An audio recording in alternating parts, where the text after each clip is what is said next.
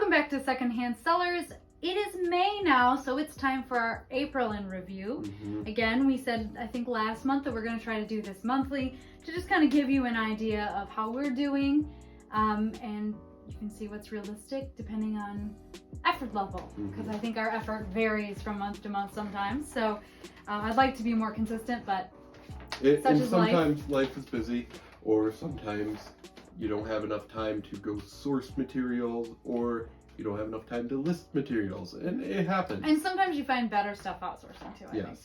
Sometimes you get really lucky. I have one thing to tell you later on about what I found this week, but anyway, that's fodder for another video. Okay, so let's just short and sweet, let's get through this. This is for April 1st through April 30th, the entire month of April. My total sales were, I think, down from last month. I can't remember exactly, but it's in similar ballpark. We're at $1,199.28 in total sales. Selling costs of $441.72, so we have net sales of about $681.79. Cool. How'd you do? Not good. No? Rough month, huh? I've been very busy. I had $618.78 for total sales, with $202 of selling cost, with $374 of profit. Okay, that's a low month for you. Very low. Mainly, I did take another week off of eBay. Okay. And I've been moving, all the house projects. eBay has not been my priority. So last couple months, you've just been trying to get your life to a stable comfortable place so that you can... point. And this month that we're in now, May, I finally have been listing on a regular basis, which has been great. But so that's going to reflect effort was low. My sales are low. It does matter. And especially with the listing consistency, I would say this number is, with us being moderate about it, we were not perfectly consistent. I would love to see us get where we literally list something, at least one thing every day. Up till now, that has not always happened. But that is the goal. I would love to get multiple things going every day. I told him I want to be scheduled out. Preferably, if we could get like a month ahead, that would be awesome. Even if it's just one thing a day, a month ahead, because that consistency, eBay's algorithm rewards that. And sometimes, even if you just post something, boom, you start getting watchers on stuff. And I will say, I did take another week off of eBay and as soon as I started listing stuff, older items sold offers, and it was like, I kicking myself because I haven't had the time to do it, which puts me back in the long run. But it's been nice because I have that backlog of 200 something items. So that way, when I did return to it, it was like, cool, stuff's cooking.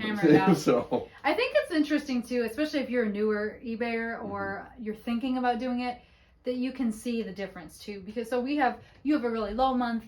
It'll be interesting to come back in May and see what that looks like when you've been putting in more consistent effort. Same with us. Like I said, we were moderate. If we get really fine-tuned over the summer, it'll be interesting to like do pit those numbers against each other. And maybe in a future month in review video, we can kind of bring in previous months to look at them in comparison. But that would be interesting. How many things did you sell? I only sold 22 items. Okay, I sold 28. And so again, kind of keeping up with that theme from last month, my average sales price per item was at $42.83. My average was $28.13. Okay. So, lower value items, more high niche. It's how you play the game. And I didn't have any repeat buyers. I find that I don't have a lot of repeat buyers. It has happened a few times, particularly, I think mostly when we were doing those print blocks, which I've talked about quite a few times.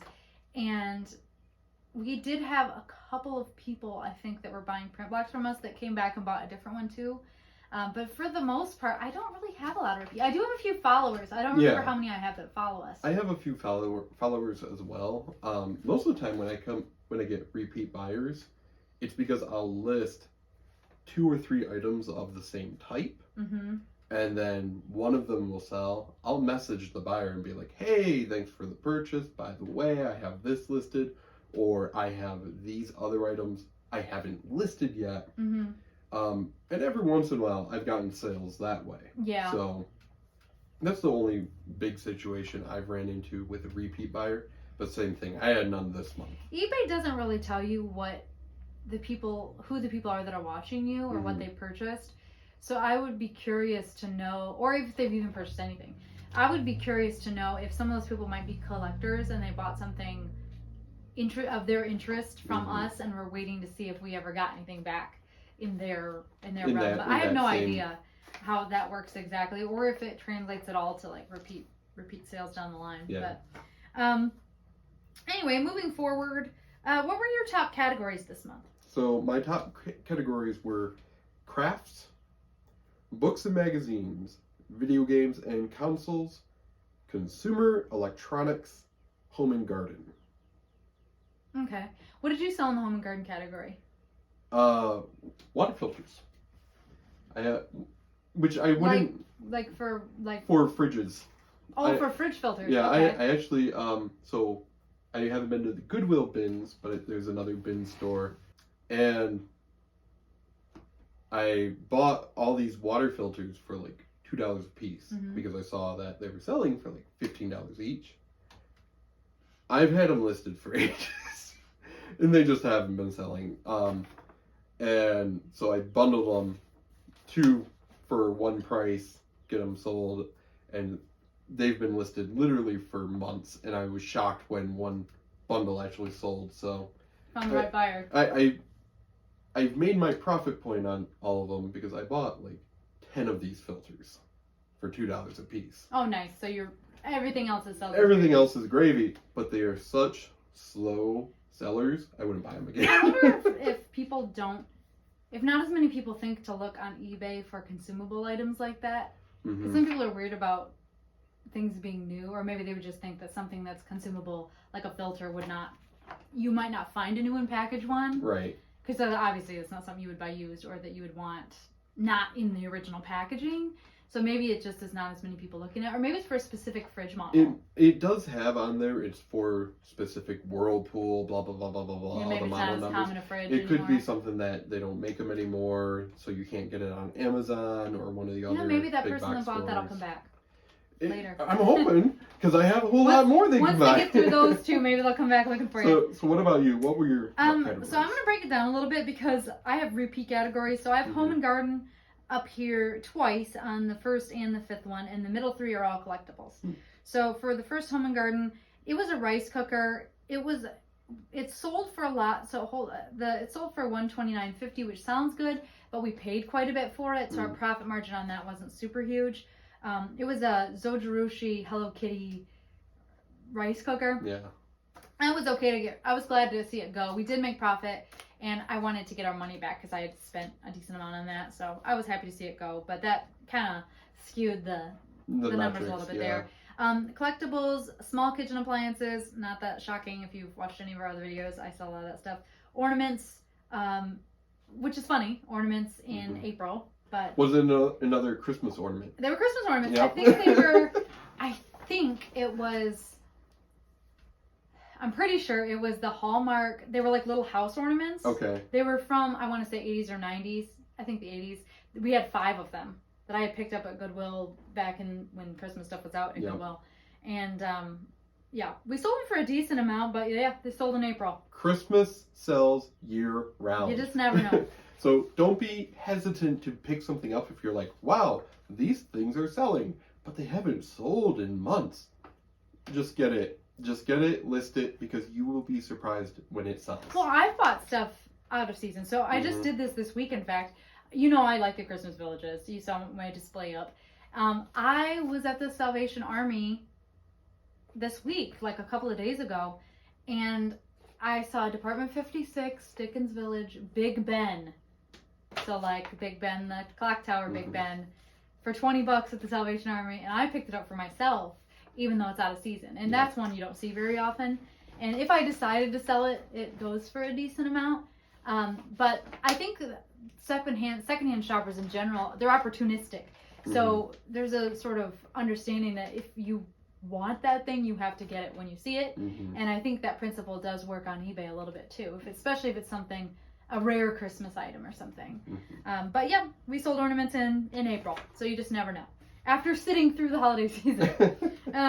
Anyway, and the last one was a bread box, and I think that might have been,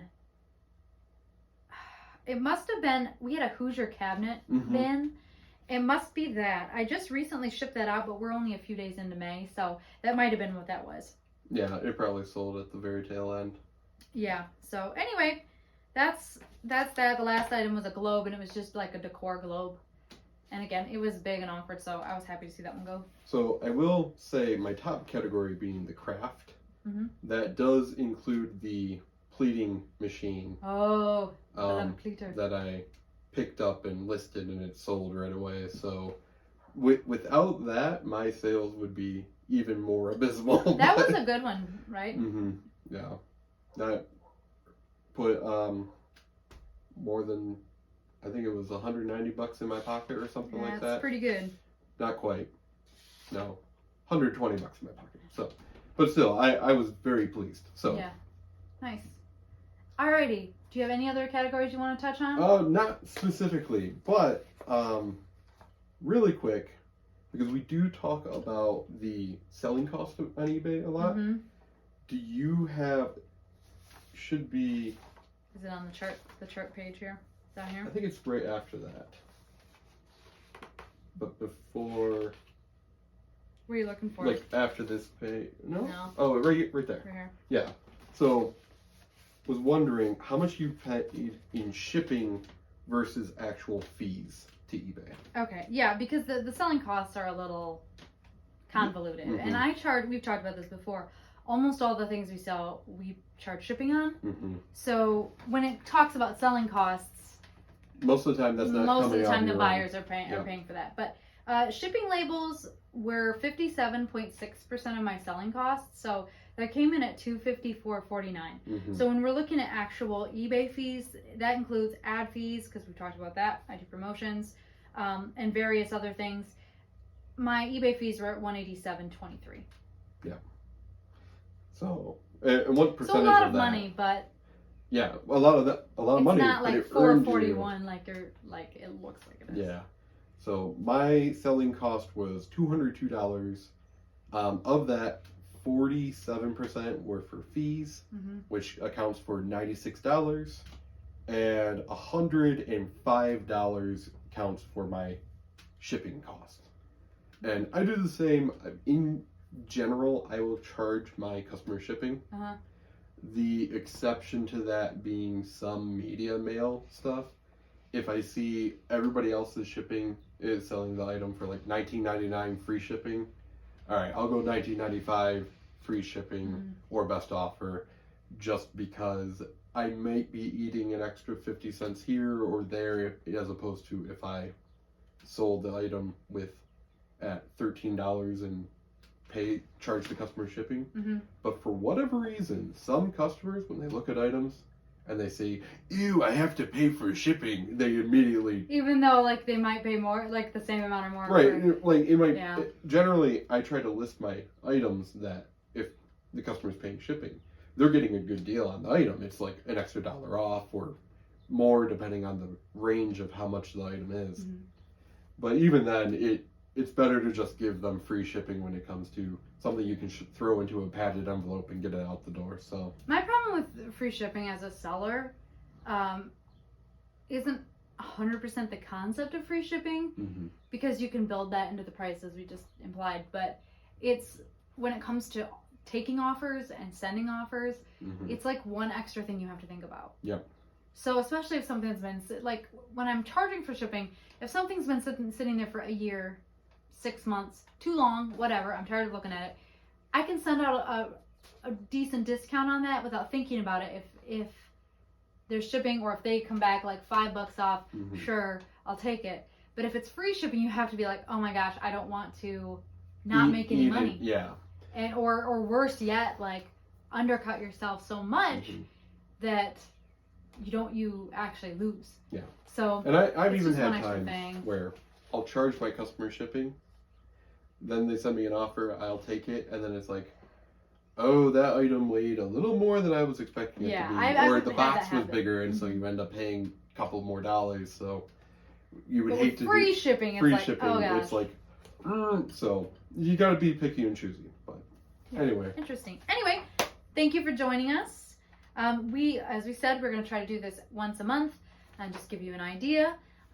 Please like and subscribe if you have enjoyed our content, if you like hearing how little or how much we've been making. It helps us out when you like and subscribe, and also if you comment, we would love those, and we like to interact with our audience. So pop those below too. Thank you so much. Happy thrifting.